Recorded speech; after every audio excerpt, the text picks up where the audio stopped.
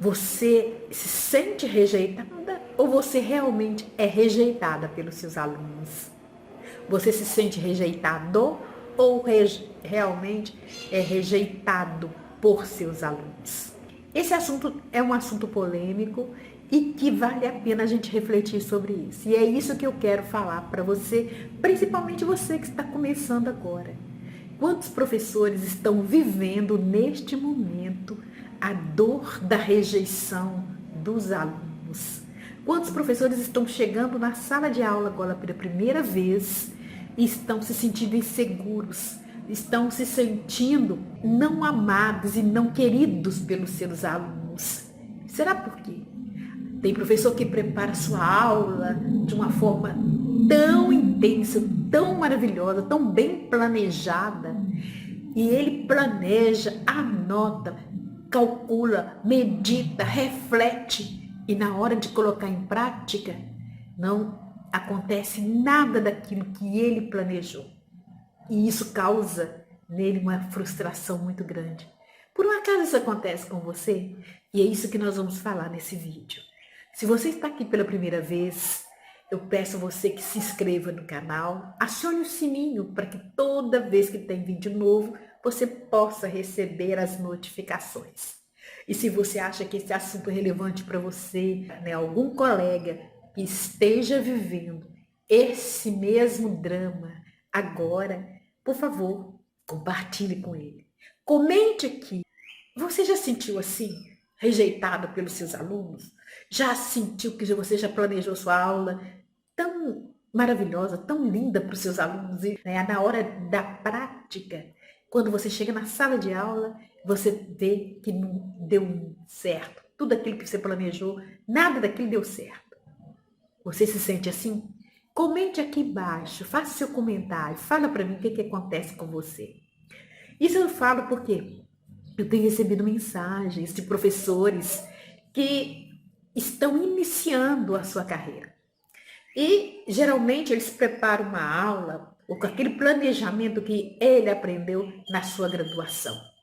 Não quer dizer que você saiu hoje da graduação, você foi lá, recebeu o seu diploma, participou da festa, você concluiu a sua graduação e você esteja pronto para estar na sala de aula.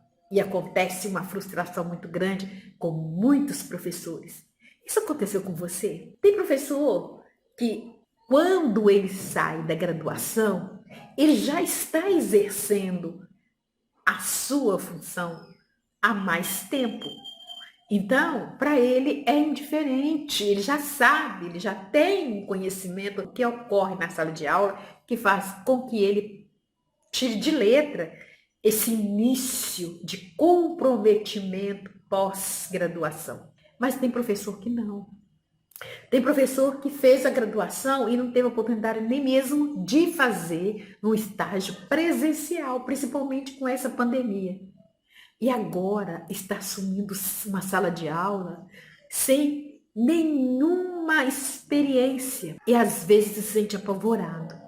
E tem mesmo aqueles que, ainda que tenha feito o seu estágio, ainda que tenha atuado como o monitor, quando ele se vê um grupo de crianças, ainda que seja da educação infantil, e que ele precisa ministrar uma aula, contar uma história, conduzir uma rodinha de conversa, ele se sente perdido.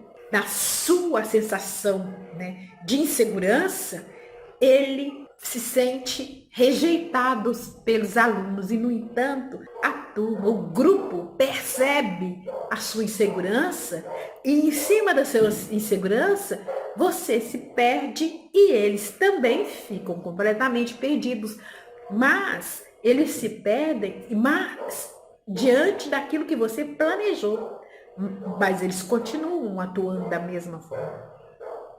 Eu recebi uma mensagem da professora que preparou uma contação de história para a turma. E ela, como monitora há um bom tempo, ela foi para a sala de aula e nesse dia a regente da turma falou com ela: então você prepara uma historinha, você vai contar a história e depois você vai direcionar essa história que você vai contar, você vai direcionar para uma atividade lúdica, que pode ser uma dramatização, que pode ser uma música, uma dança relacionada à história. Isso aí fica a seu critério. Ela preparou a história, inclusive uma história, um clássico, né? Ela aproveitou um vídeo que eu fiz cantando a música dos Três Porquinhos. Ela planejou de chegar lá na sala, fazer a rodinha com as crianças, contar a história para as crianças. Ela nem usou um livro para ler a história. É uma história que ela domina, que ela sabe. Então, ela contou a história do jeito dela. Planejou de contar a história, ensinar música e depois de ensinar música fazer uma dramatização com as crianças. Quando ela foi fazer essa atividade na sala de aula com as crianças, ela percebeu que ela não tinha pensado num único detalhe.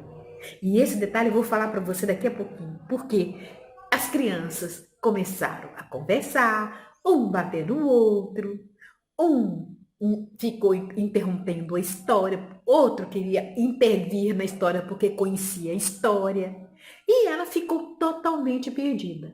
Enquanto ela contava a história, ela tinha que chamar a atenção. Fulano, fica quieto. Fulano, escuta. Ô, gente, o que vai acontecer mesmo? Espera um pouquinho. Ah, não, está na hora de eu falar. Está na hora de vocês falarem.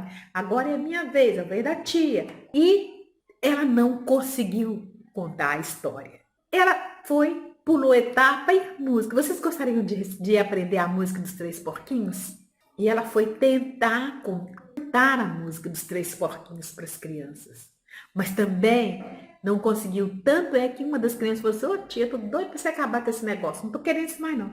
Outra saiu para brincar longe e ela não sabia o que ela fazia. Se ela buscava aquele que saiu da rodinha, ela não sabia o que ela fazia. Uma coisa eu vou dizer para você. Isso já aconteceu com você que está aqui? Ou isso está acontecendo com você? Aí cresce um sentimento de incompetência, um sentimento que você tem de achar essa profissão não é para mim, eu não consigo dominar essa turma, não consigo dominar um grupo de crianças de 4, 5 anos, quanto mais uma turma de primeiro ano, de segundo ano. Eu vou dizer para você, a melhor maneira da gente ensinar é aprendendo. E meu lema, e para ensinar eu preciso aprender. E ninguém aprende sem fazer. A primeira coisa é você pensar o seguinte: quando você planeja a sua aula, você tem que planejar pensando nas variáveis, que eu falei que eu ia falar agora mesmo. O que são essas variáveis? As variáveis são todos os imprevistos que vão acontecer durante o tempo que você está contando a história, durante o tempo que você está trabalhando essa história. E estas variáveis, elas podem ser uma criança que quer fazer xixi, uma criança que bate no outro, uma criança que vai te interromper, uma criança que vai fazer beliscar no colega, que vai querer entrar, completar a história se ele conhece a história, ou imaginar um final de uma história diferente. Por isso que quando você planeja a sua história ou planeja uma aula, você precisa pensar o que pode acontecer de inesperado nesta aula. E quando você pensa nisso, você já vai pensar como você vai evitar que 70, 80% dessas coisas aconteçam. Você precisa combinar com as crianças antes. Falar da história antes, combinar. Quem quer ir ao banheiro, não é? Vocês conhecem essa história? Então vamos combinar o seguinte: primeiro eu vou contar a história para vocês e depois nós vamos escolher quem quiser contar a história do jeito dele vai poder contar.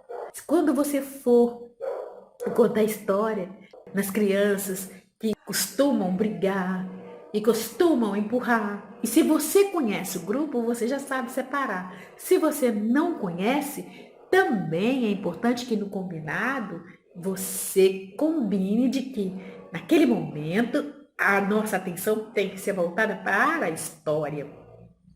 Porque no final da história nós vamos ter uma surpresa. E criança, gente, ama surpresa, não importa que surpresa seja. brincar na área, ou fazer uma dramatização. Quem vai ser o porquinho? Quem que vai ser o lobo? Então essa é a surpresa. Então a surpresa agora é o seguinte, nós vamos fazer uma dramatização, ou nós vamos fazer um teatro dos três porquinhos. Eu vou precisar dos três porquinhos, eu vou precisar do lobo, vou precisar da mamãe do lobo, e você pode colocar vários personagens.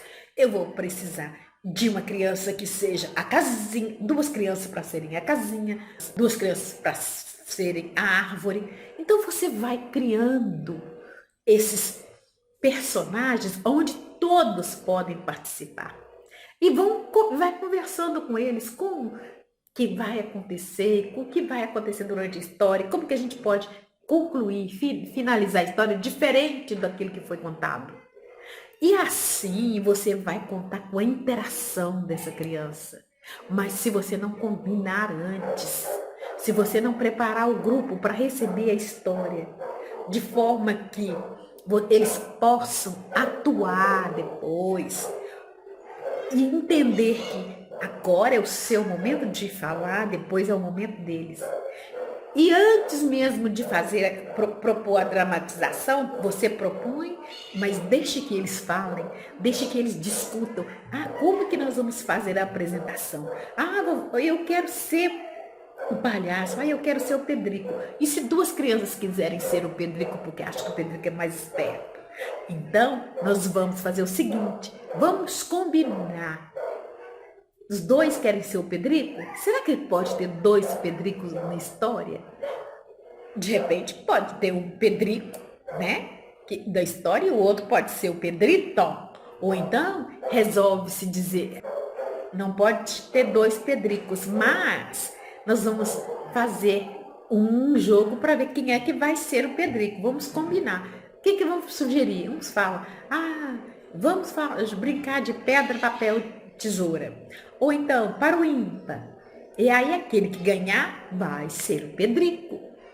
Mas se o outro chorar, se o outro ficar triste, ele vai chorar, ele vai ficar triste, mas ele vai aprender ali que se o outro ganhou é a vez do outro. E ele pode chorar. Ele tem o direito de chorar, ele tem o direito de ficar triste. Mas se ele perceber que você deu atenção para ele, entendendo que ele chorou e que o outro também tem o direito de ser o que ele escolheu, porque ele ganhou essa oportunidade, você vai esperar, deixar que o que está chorando para de chorar e logo ele entra no grupo. E isso acontece. Então, professora, o essencial não é você se sentir rejeitado. É você pensar que para ensinar precisa aprender. E para aprender eu preciso fazer. E para fazer, com erros e acertos, você sempre vai aprender. De repente você tem medo de críticas dos seus colegas, mas você não pode preocupar com as críticas. Você precisa entender que você também está aprendendo. Quando a gente sai da graduação, a gente não sabe nada. A gente tem conhecimento de onde a gente busca conhecimento, porque a gente já tem mais autonomia. Mas você não pode deixar de estudar. Você não pode deixar de ler a diretriz que conduz o seu trabalho. Fundamentar o seu trabalho, que hoje é na proposta da BNCC. E para tanto isso, eu quero dizer para você, se você tem dúvida de como você adequar suas atividades, por exemplo, essa atividade de contar história lá na BNCC, você vai encontrar os campos de experiências. No campo de experiência, você vai trabalhar escuta, fala, pensamento e imaginação. Você vai trabalhar eu, o outro, nós, que você vai ter esse tempo da criança parar e refletir sobre o que ela é. Enfim, e se você quiser aprender mais, você sabia que eu tenho um curso? Um curso de que fala sobre planejamento anual de educação infantil, alinhado à BNCC, que vai te ajudar. Tá? Vai te ajudar porque lá eu falo sobre cada campo e ensino você a trabalhar, a adequar as suas atividades em cada campo. Eu não estou aqui para propagar o curso, eu estou aqui para falar para você o seguinte: não desista da sua carreira, não desista de ser professor. E saiba que para ensinar, você precisa aprender. E para aprender, você precisa estudar. Um beijo no seu coração. Por favor, comente aqui embaixo. O YouTube, ele só entende que esse assunto é relevante se você colocar um joinha aí para mim e se você comentar aí embaixo. Um beijo no seu coração e até o próximo vídeo, tá?